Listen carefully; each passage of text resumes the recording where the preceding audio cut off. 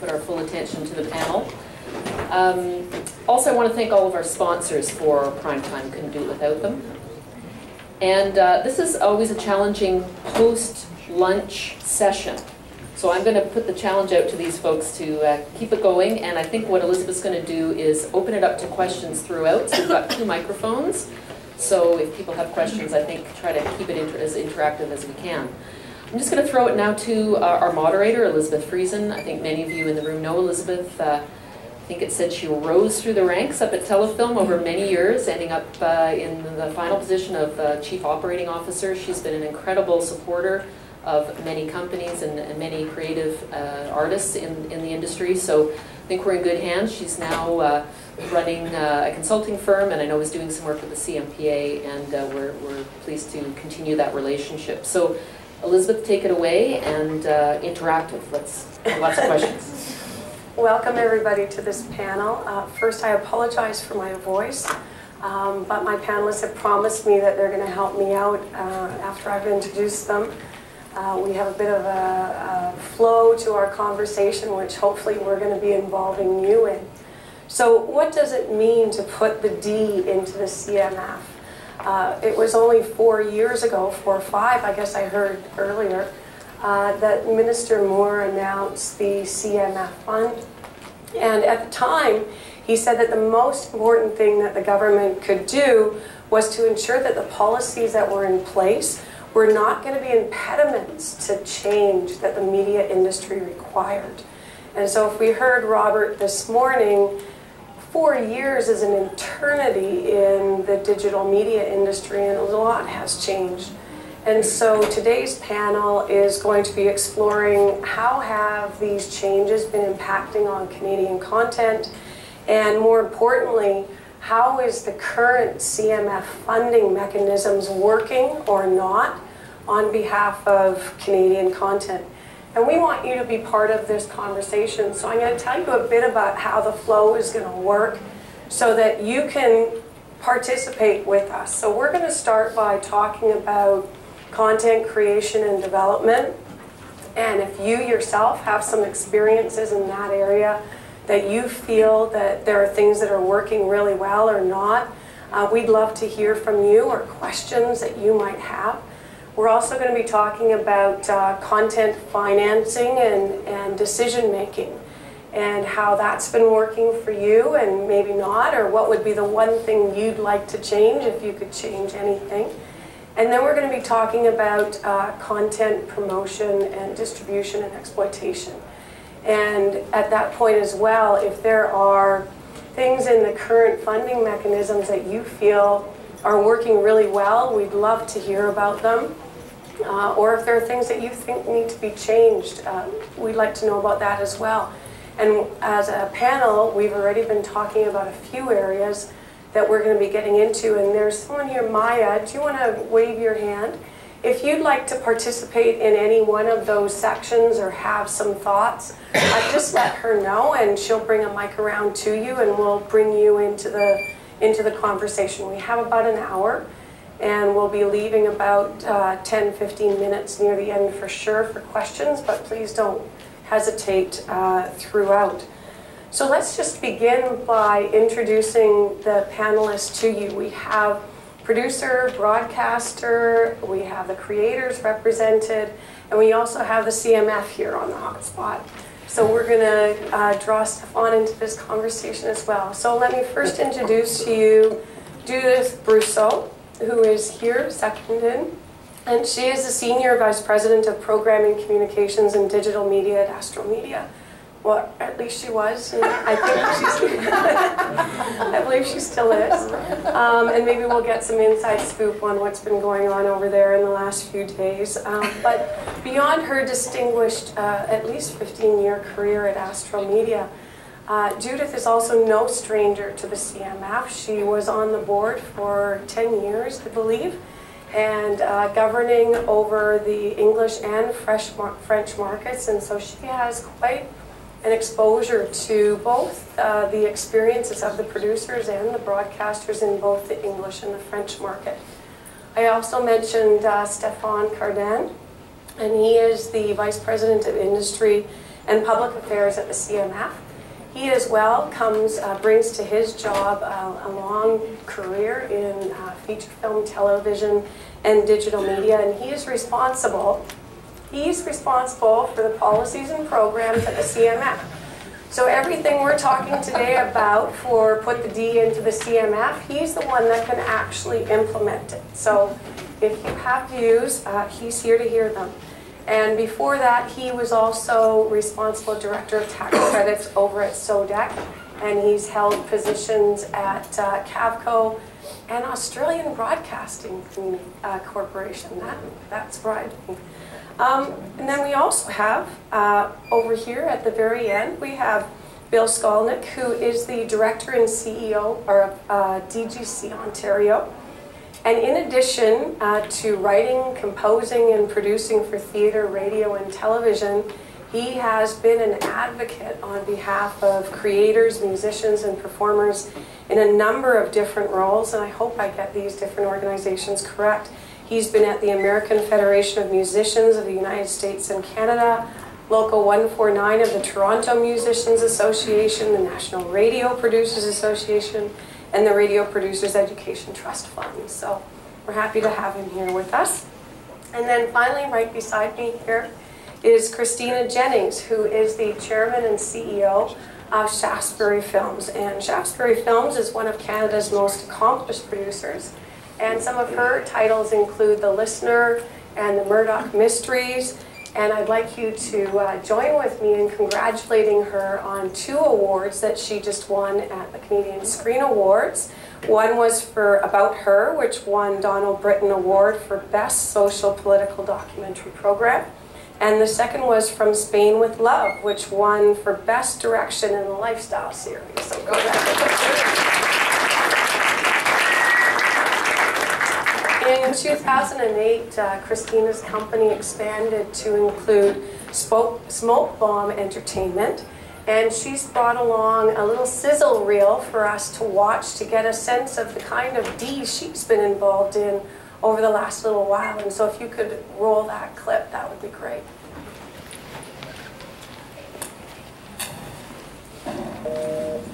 We're sorry, the number you have dialed is not in service at this time. Well, I kick my feet against the box and I sold my soul without the drugs. I built a bird so look at it didn't bother. I forgot the pain of my heavenly father. I see trouble coming up my head. I guess I'm gonna have to sleep when you're dead.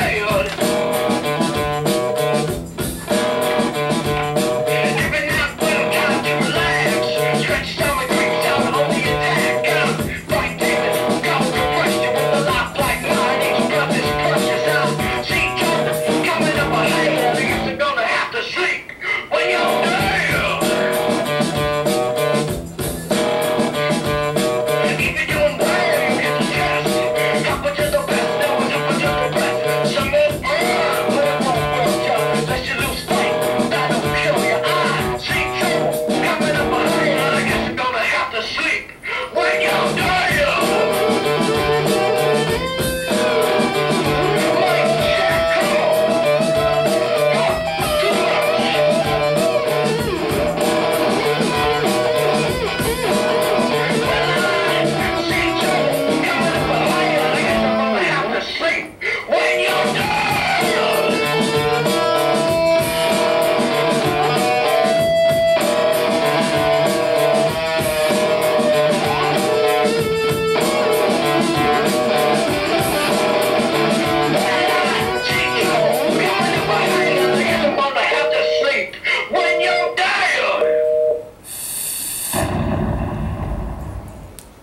Thank you. So because it's Stefan's birthday today, happy birthday, Stefan.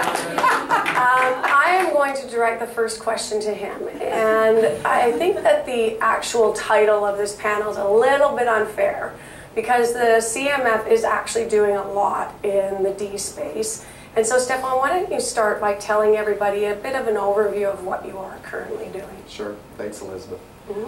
Yeah, I would obviously argue that the D is and has been from the get-go in the CMF. Yes, was announced 4 years ago by Minister Moore, but actually launched April 2010, so we're just wrapping up our third year.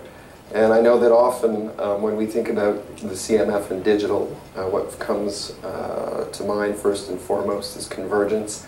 But I think there's a lot more to the CMF than that.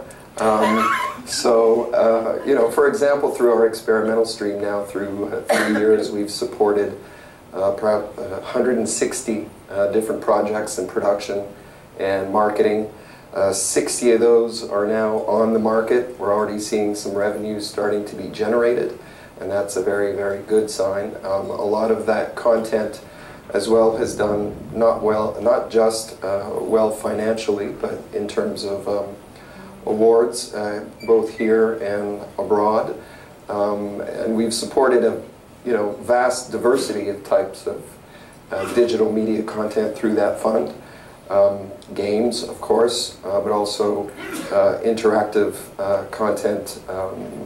For example, the feature Emily, which was just launched a few days ago in Quebec, and projects that are now nominated or have won Emmys, international digital Emmys like Guidestones. We've funded a lot of apps. We've funded even interactive installations for companies like Moment Factory, and we've as well funded a lot of underlying technology for both the mobile game space with projects like Social Lightning from Social Game Universe, and projects like Listen Up from Mobo Vivo, and other second screen apps as well. So there's a vast diversity of what we've funded through the experimental stream. Of course, yes, we have funded a lot of convergent digital media as well.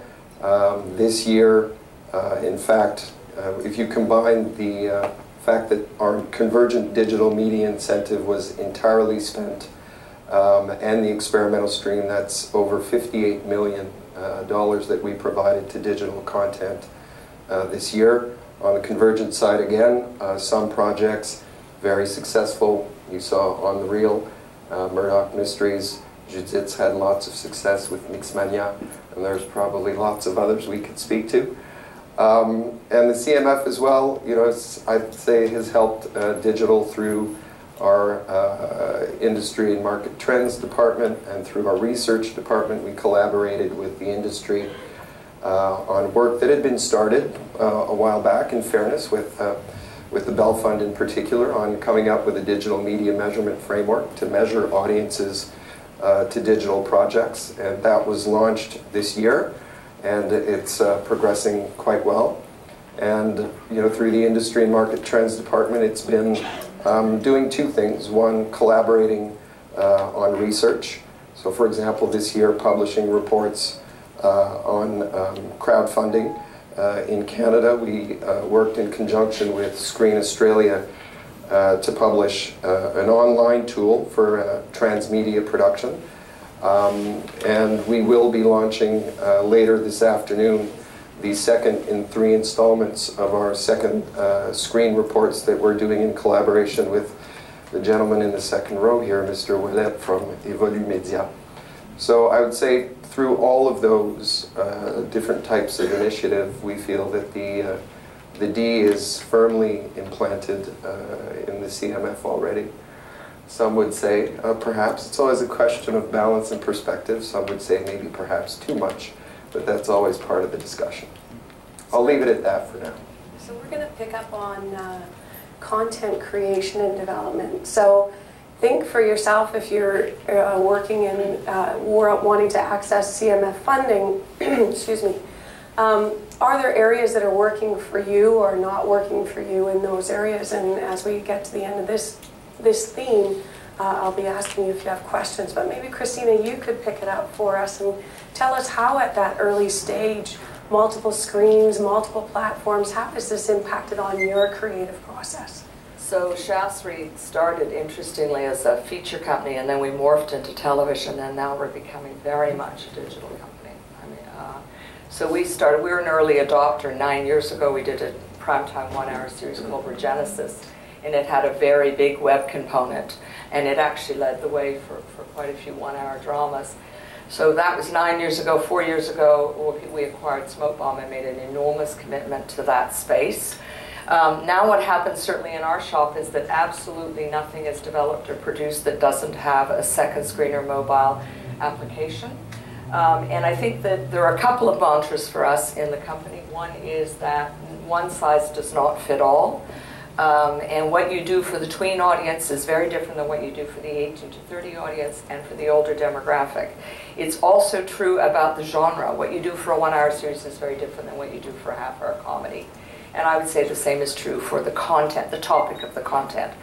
So that, you know, I look now back sort of 10 years that we've been involved in the digital space, and the changes that I'm seeing now are that pretty much every television property developed and produced in this country has a second screen experience. But as I say, it shouldn't be one size fits all. It really should be directed at what that project is. We've seen the creation of, which is, I find unbelievably exciting, the creation of funding for original digital content. Thank you to the CMFX, thank you to the IPF, and thank you to the Bell Fund. We wouldn't be doing it unless, of course, we were working out of our garages with a couple of $1,000. So thank you to those funds for allowing us to create original content. I also think in the last 10 years, I'm certainly seeing it in the last year, I have to tell you, broadcasters are now starting to license original digital content. And this, to me, is the most exciting thing. We all know why a broadcaster wants a convergent web property. They want more eyeballs. They want stickier content for their fans. They want all of those things. But when I see YTV, CTV, thank you very much, Corey and Trish at the back, CW in the States, starting to buy our original content from Smoke Bomb, and I got to say, ultimately returning money to the CMF in some of those projects, I am very excited. So very early days, but for me a big one.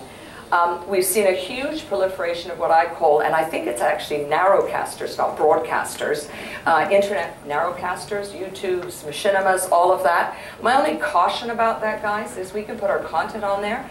I actually haven't seen a lot of them paying for the content up front. So to be honest, yes, you can give me a rev share after the fact, and if the show makes some money and if it finds some eyeballs, I might see a couple of $1,000s in my pocket. But just to say, over the last number of years, a big proliferation.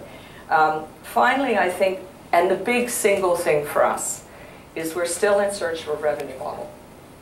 I just said to Stevan and Judith before we started this panel that I really certainly hope, I know with Backpackers, which we're shooting for CTV in the month of April, will probably go on air this summer on ctv.ca, that we've already returned to the CMF some money through the actual broadcast sales of that property. We haven't even begun to sell it. But there isn't really a revenue model. And I got to tell you, for a company like Smoke Bomb, it's very hard. You know, we're about to shoot a new series in 2 weeks. We've decided not to wait around for funding. We're going to use our own money. Go to MIPCube and try and sell it. But again, it's a tricky model. So I'm looking for the change. I'm looking for, we know just finally on convergent, well-funded, broadcasters want it, fans want it. They can't get enough of it. Catherine Wolfgang in the front row, she knows our fans want any of it, all of it. So again, to the funds, thank you for that. What else? Oh, one last thing, just on the change. CMF is not a grant of money. And as producers, content producers, we've got to take that seriously. You know, you are only there, Andra, as you are only there if you can return money on your projects. So we need market triggers for our original digital content. And because it's experimental in some cases, that could either be a sale to CTV or CW, or it could just be a well thought out revenue model.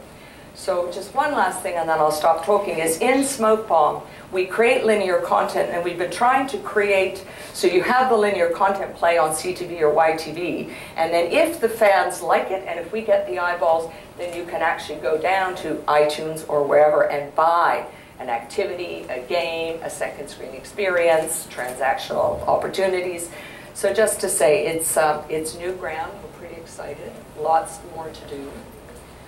Just picking up on that, Judith, we heard this morning from Robert about this notion of big data and the massive quantities of data and analytics that are available now.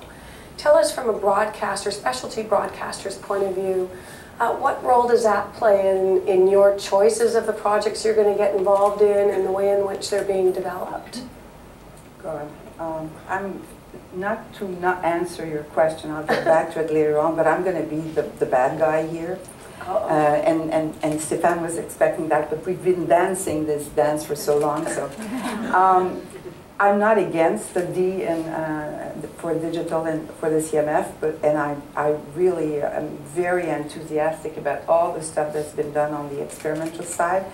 My position today to share with you is my concern about the obligation for broadcaster, because essentially that's what I do as a living, to be more and more forced, that's the word that I will use, to invest on the convergent side on what we call, to this day, you might revisit that soon, the rich and substantial content. We've done it for 4 years. I will agree with you that 4 years in the digital era is like centuries, and I really think that time has come to revisit that side of the CMF, basically because not only is there no revenue model, but there is this policy of one size fits all, and I agree with you, Stefan, for kids and youth, there's no qualm about it. It's mandatory to be interactive and to be out there with this audience. But in the doc business, even in the drama business, and in the variety business, a few exceptions being shows like La Voix, but I don't think that you're financing La Voix. I think that the rich and substantial component is useless. Not only is it useless, but it's costing a lot of money. It's costing money in terms of license, it's costing money in terms of the money we have in our envelopes, and it's costing, and nobody's really have made exact figures about it, but it's costing hundreds of hours of our staff doing that. I'm going to give you a small example. There's a show on Canal D, and Canal D is a doc channel, and it's very successful, and the show is very successful. And the show averaged about 500,000 viewers a week. And the rich and substantial component averaged 3,000, and that's for the first week, and then it drops to almost nothing.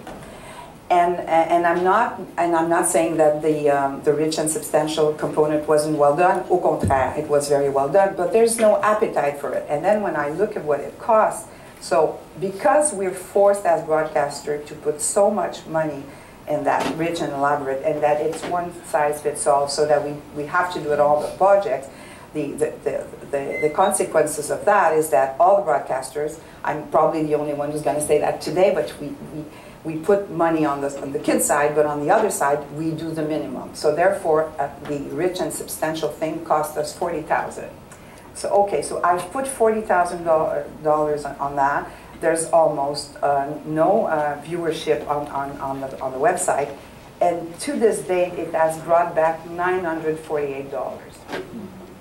That's just an example. I could give you tons of examples like that. Of course, I'm talking from the perspective of a specialty in Quebec. I realize that it's a little different than big things on conventional. But my point is, I think that we should keep the D on the experimental side, but revisit the way we approach the D on the convergent side. We should be allowed as broadcasters to choose a project on which we put money and not be forced to put it on a certain amount of our envelope. To this day, for probably most of you know that we're obliged to be convergent on 60% of our envelope. So it's a lot. And thanks to Stefan and his team, they have sort of stopped the political will that was behind wanting to bring us this year at 100% of our envelope. So what I'm saying is, collectively, let's revisit that obligation. Let's put the money on the projects that are really worth it, and let's have return on investment, but also building real brands and not faking it all. Did Right she over there. answer my question? Okay, so back to the data. Okay. So the data, well, the data to me in the youth section is wonderful because it has confirmed all sorts of stuff that we already know about that specific audience, namely that they not only are they interactive, but they want instantaneity. I'm not sure that I'm saying it correctly in English. On the rest, the data that I see, it's very, very micro, it's very precise, but it doesn't give me anything. It's not building anything for me. It's there. I think one of the issues would be, what I think is really major for us as an industry is make sure that the programs are available on all the platforms. That should be the first, where we put our money. And then interactivity on shows that are natural for it. Kids shows, huge shows like La Voix, Tout le monde en parle le dimanche soir, but forcing interactivity and forcing all sorts of little games on docs, for crying out loud, it's not Okay, working. so Judith is going to go back on the rant she was just on. So I'm going to move. And I'm going to allow Stefan to respond because I have a sneaking suspicion he's heard this before. And so, Stefan, if you could Complete respond surprise. and give us a little bit of an environment that you're facing, the kind of constraints you need to work within and to respond to something like that. Yeah, well, there's a number of elements to the response. First is, as most of you know, I think, after this third year of the CMF, anyhow, we are going under a program review by the Department of Canadian Heritage. And so we are already internally and with our board thinking about, version 2.0 of the CMF. And obviously these kinds of considerations are top of mind and are being discussed. That said, Judith and I continue to Agree to disagree? Agree to disagree, respectfully. There are a number of examples of successful content across genres. I will grant to you that perhaps statistically, kids and youth and high-profile variety programs are where it's most natural. But we've had a couple of compelling, very successful cases on the documentary side as well, with Merit Motion Pictures out of Winnipeg and a number of others. So, I wouldn't say that it is exclusive to those genres. Again, I would just remind that, we've tried to do our best to take a good share of the financial risk, right? Essentially, we provide 75% of those expenses. And I think the latest stats that I got from my staff based on preliminary 12-13 figures were that on average digital media content on the convergent side was funded 67% by the CMF and 17% by broadcasters, Suzanne. So, I think we've played our share in there. Now again, is 60% the right number? Was it pushing too much? Was it pushing not enough? Again, I think there it's a question of perspective. We heard Alan Sawyer this morning as well in another panel, speak of the same issue. But I do think there has been some merit to, how would I say, to critical mass.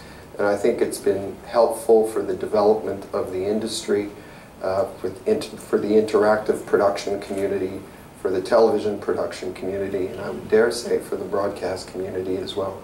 So I think, again, it's just a question of degree.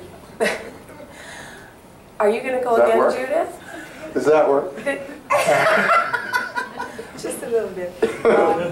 Before coming here today, I felt that I needed to sort of talk to the digital industry in Quebec, so I spoke to probably one of the biggest producer of interactive content, and I bet, well, maybe, yes, Marc.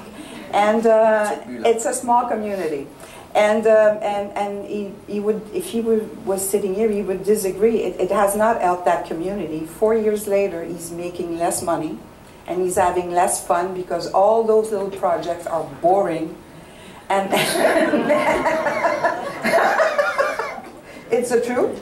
And You have to bring him on the panel. yeah, because he I had can. breakfast with him and he said he didn't say the same. Well, So one of the things, Yeah, well. I bring do him what in. I do with my kids, which is get those plastic boxing things and you just I know we go wouldn't do at it. that. We wouldn't do But that. one of the things that I've heard from a few people that I've been speaking with is the challenge of project-by-project financing in what has typically been more of a corporate financing in digital media.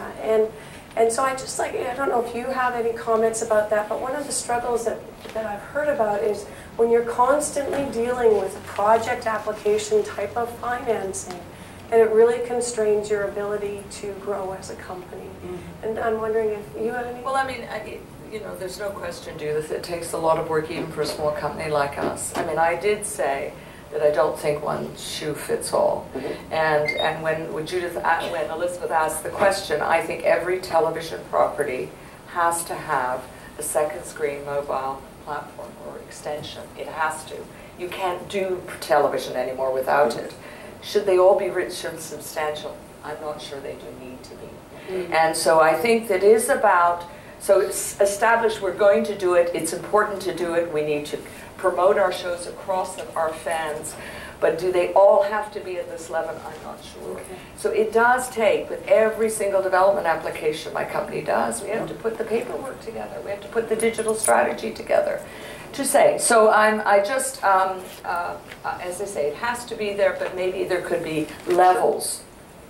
Well, one of the other issues I've been hearing about is this notion of a broadcast trigger, and I'm not going to go to you on this one, Judith, is whether or not having a Canadian traditional broadcaster should be the sole and exclusive trigger to Canada Media Fund. Well, I'll just give one example, and Stefan was up there, which is a good example. So Murdoch Mysteries Season 4, we created 13 webisodes. That was Curse of the Lost Pharaohs. That was bought by UK television. And in fact, we had to do an upgrade from web to television. They took the 13 webisodes and deployed them on television between seasons. So actually, there was perhaps, and now, of course, you know, we had a Canadian broadcaster, but there was actually an international partner in Murdoch Mysteries who wanted to buy the content that only because of the CMF we were able to, in fact, produce. So I think there should be, not, you know, just market triggers that trigger your money, perhaps. Okay. I want to bring you into this conversation, Bill, because these guys are going to just go at it unless you come on in. No, I find it really interesting hearing what all their struggles are. Well, But one of the areas that isn't talked about very much is there's not really a CanCon in this D world. And so what does that mean for you and creators, and how do you feel about the role of creators in the D? how do we feel about the role of creators? Well, if you don't have them, you don't have anything to lose money on. So it's vital to us to keep the same regulations. What do you do? What is the focus? What is the core reason for the CMF, aside from the video games? Let's talk about that. The core reason is to get Canadians to tell their stories and to get Canadians to portray their stories and get Canadians to make those stories. So that's who we represent. So the CAVCO certification, the 10 points, is vital to us. We don't think it should have anything to do with what the Supreme Court decides should be considered Canadian content, or whether the CRTC has the proprietary right to regulation over it or not. We think that the public money should be assigned to and applied to Canadian artists and Canadian performers and Canadian technicians continuing to make this product. And there are pressures on our folks too, you know, because this due process that I'm hearing from Canal Day, for example, about having to do these things, it's an allocation. It's an allocation that must go to certain projects that then obviously comes out of somewhere.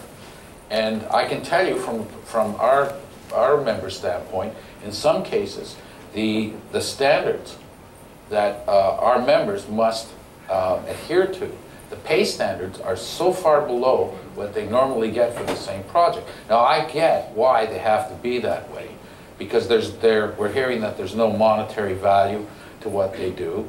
But if it's going to be lip service, if it has to be lip service, then I think there's a really good case to be made from the broadcasters and from the producer standpoint that why all we're doing is hurting the creators in this and the crews in this, because we're allocating money that's of no use. It has to come from somewhere.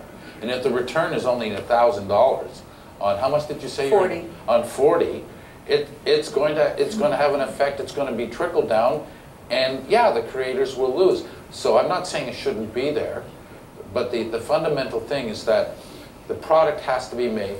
The product is what the CMF is for.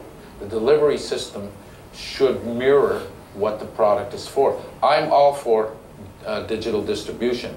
I've read the annual report. I've seen the experimental stuff. There is incredible stuff coming out of Quebec, particularly the co-productions with Radio-Canada. Some of the interactive stuff, it's so innovative, it's so creative. Everybody should read that and see what is coming out of that, some of that program.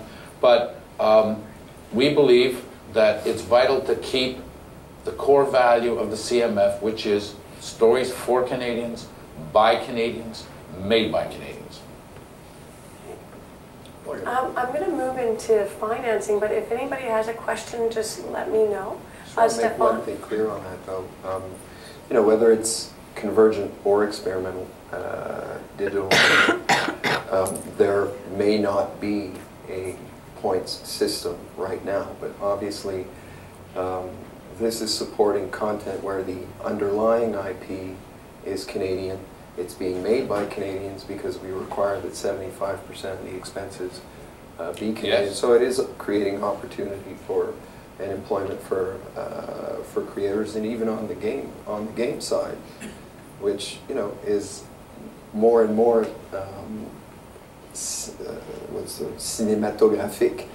There's a lot of opportunity there as well, and we're building a Canadian independent gaming sector, that certainly complements the importance of what we have here through the presence of the studios in the games sector in Canada.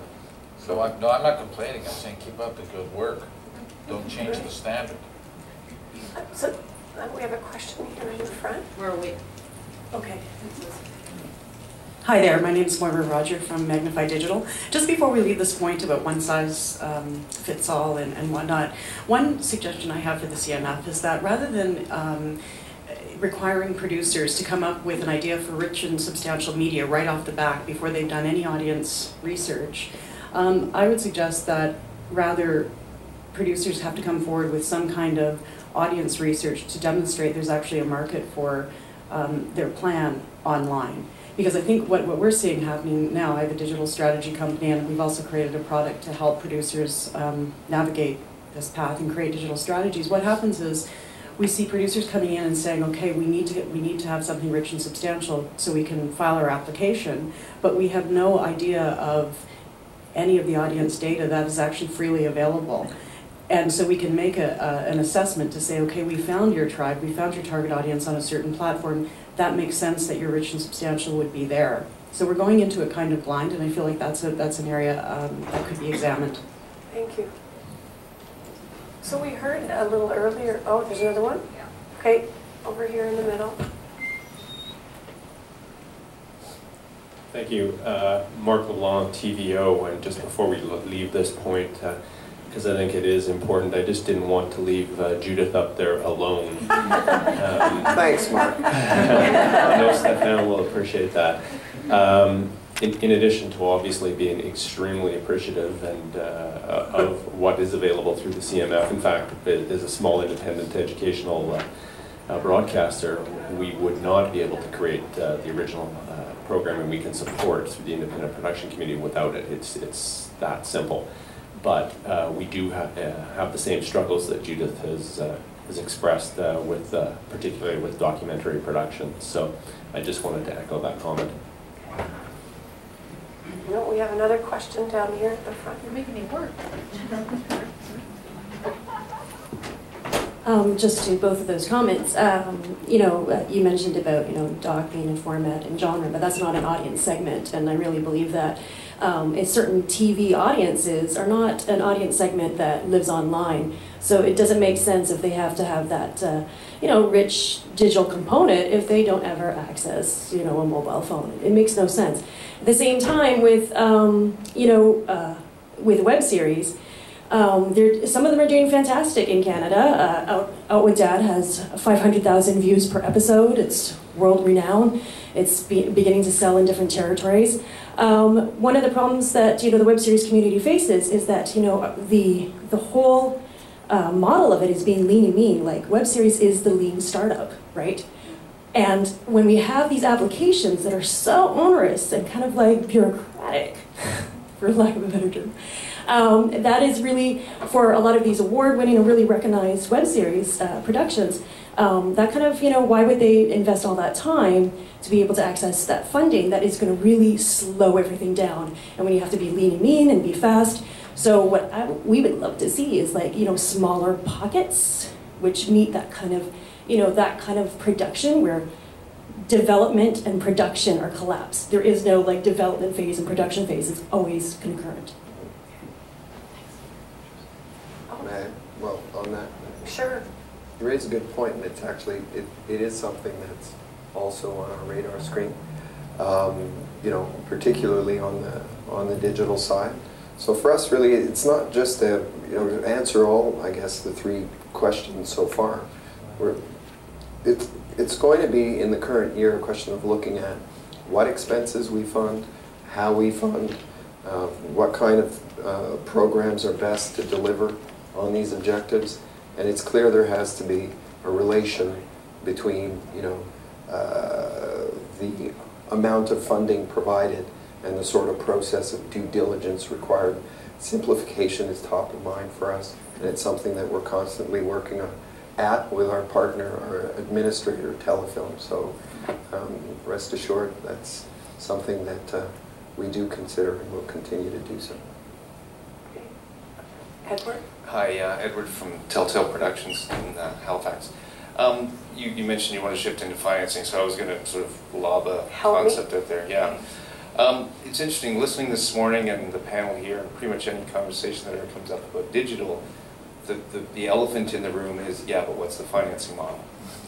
And if you sort of think back about where the TV business was, say 20 years ago, when all these new licenses were coming out, they came up with a very, I think, effective model, which was the CTF, which eventually became the CMF.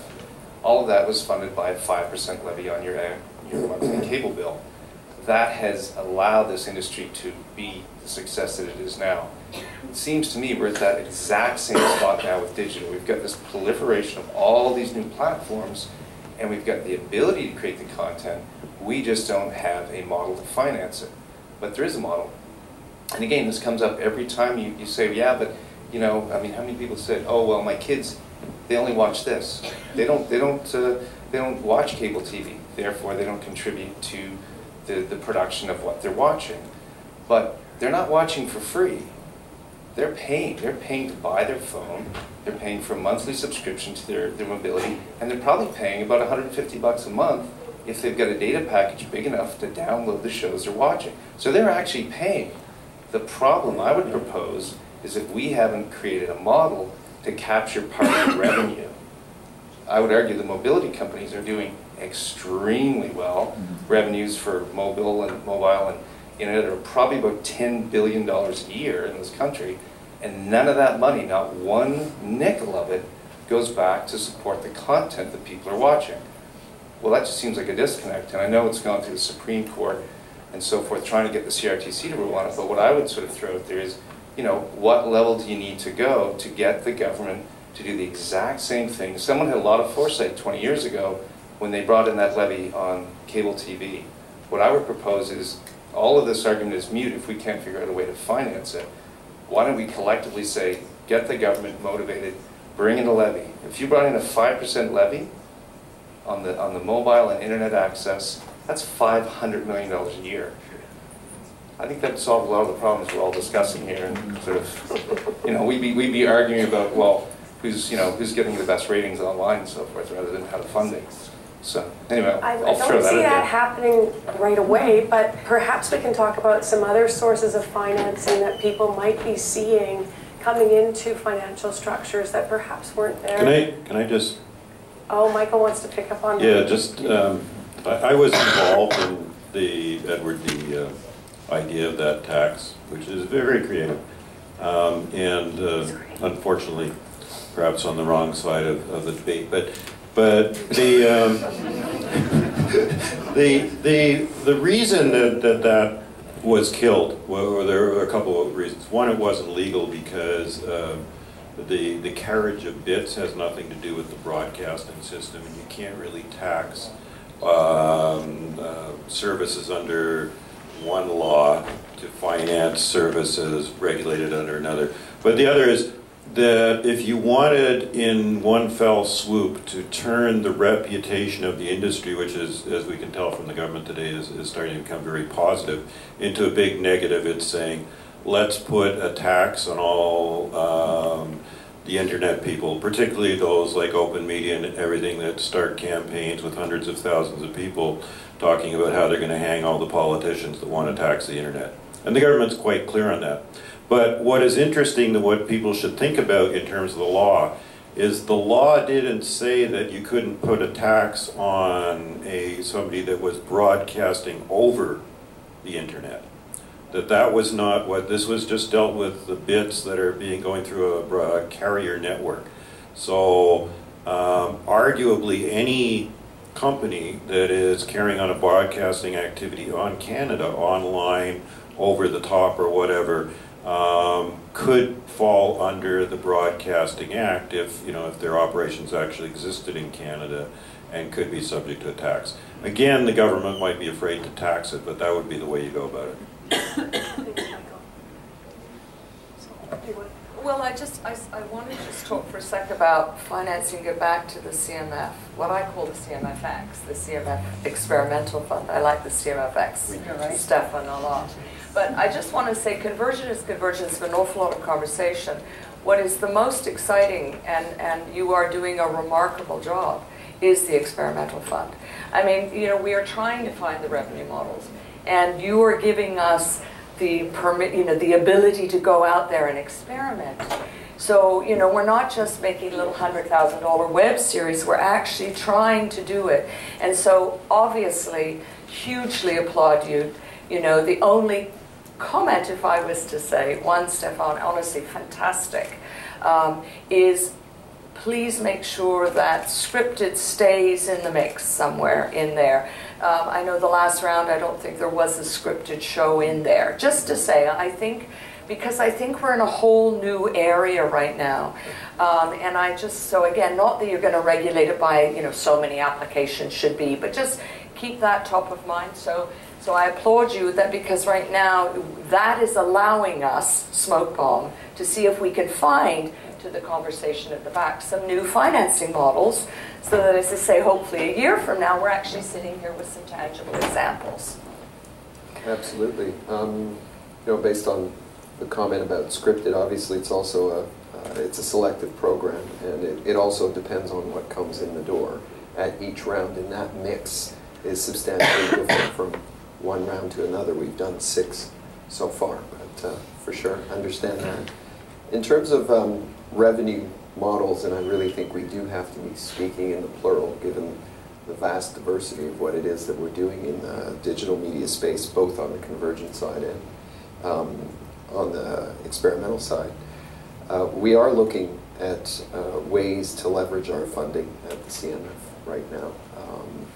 Looking into, that's why we released that report on crowdfunding, and looking at if and how, what the best ways might be to not necessarily integrate, but complement CMF funding with crowdfunding in certain particular cases is something that we're exploring at the moment.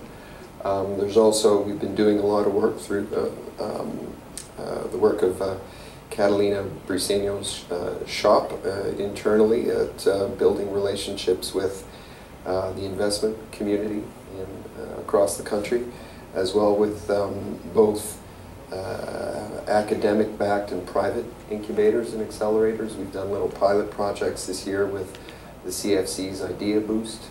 Had a little pilot project with the Cuban Hat.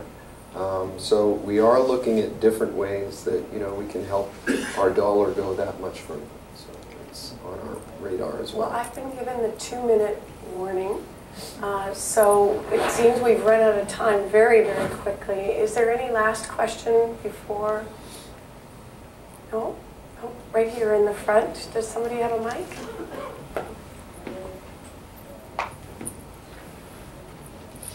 He's looking at me. Yeah. Well, Stefan, you mentioned something about considering a point system on the digital media side. No. Oh, okay. Sorry. No. No. I said we had an expense rule that was working fine. Sorry.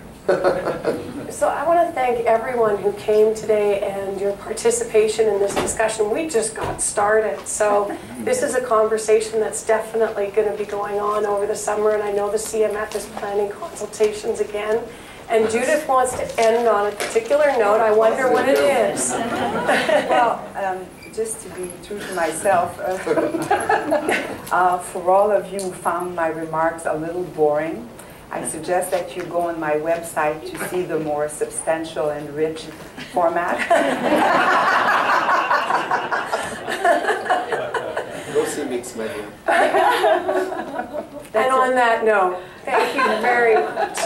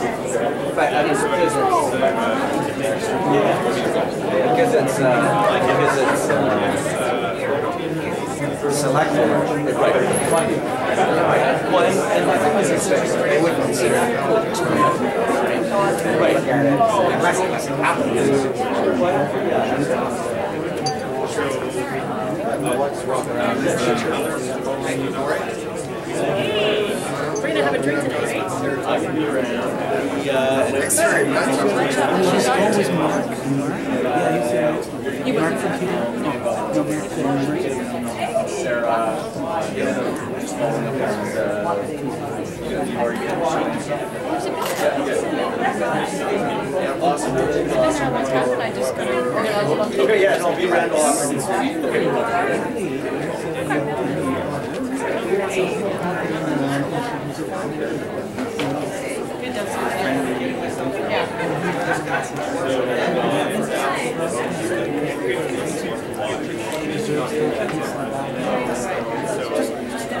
On that basis,